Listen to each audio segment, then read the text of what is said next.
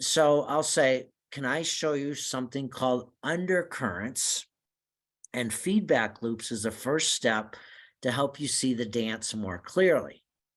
And I'm going to move from trauma informed psychoeducation to trauma responsive application. Now, you're not saying that to the family, but you're thinking that as a helper.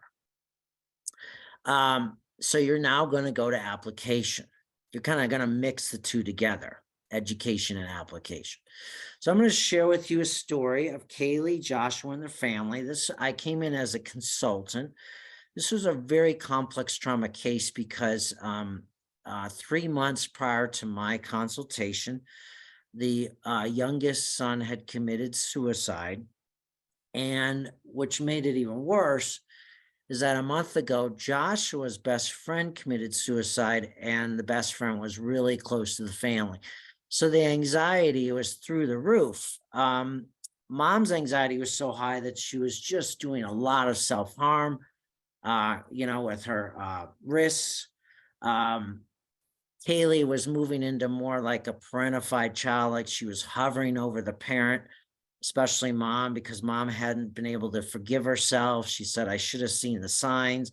So Kaylee's actively changing her lifestyle to accommodate to mom's anxiety, and mom's anxiety is triggering everyone's anxiety. So where you will move the symptoms onto the apples of a tree, and you'll say something like this: I use an apple tree, like an apple tree doctor who can see the fruit of the tree and see that it is.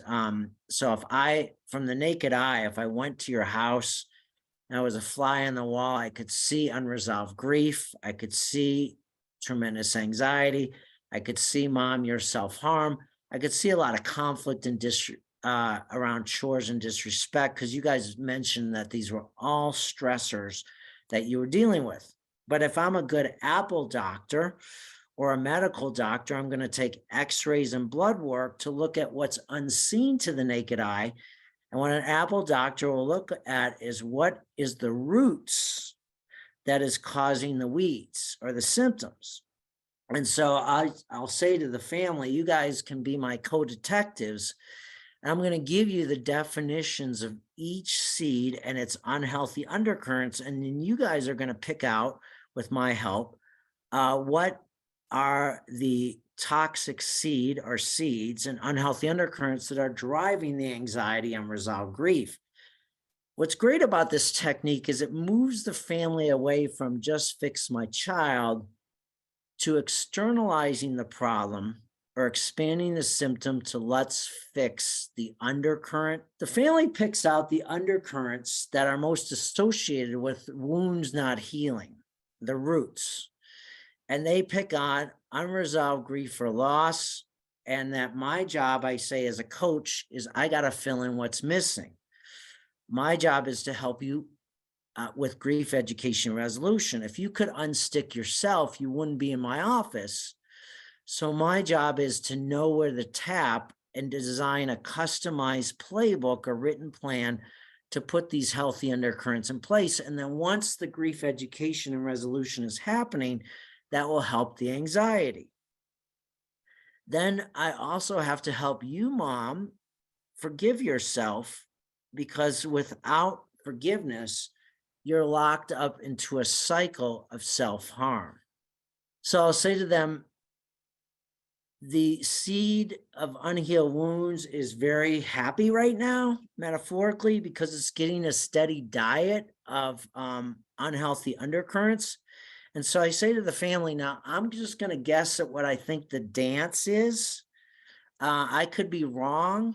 If I'm wrong, we can change what I say. But this is what I sense is happening. And that's what you say to the family so that they don't feel disrespected. You just say, I'm holding it loosely in my hands. I'll say, here's what I think is happening. Mom and dad and Joshua and Kaylee. The first dance move, and I call it a dance move because I want to indicate interaction, as I say, I think, mom and dad, you notice that your children are, one or both are in deep emotional pain. The second dance move is that you as kids Or like, we don't want to burden you. You've already gone through enough. So you guys don't even talk about your pain. The third dance, and this is a thought bubble because we both say things and we think things. And the third dance move is that mom, you get more anxious. You're not sure what to do. And dad, you just shut down. And then the fourth dance move is that I think you guys emotionally shut down or get angry. Now I'm looking at their body language to see if I'm close, and they can change the wording at any time.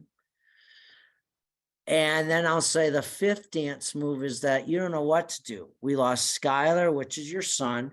Joshua lost his best friend. We don't want to lose Josh or Kaylee emotionally. And Tyler thinks, I don't want my wife or Tiff.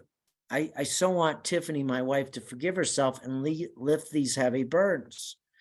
And the last dance move is we will just try to get through this as kids. We hope mom can forgive herself. It's not her fault. We think this.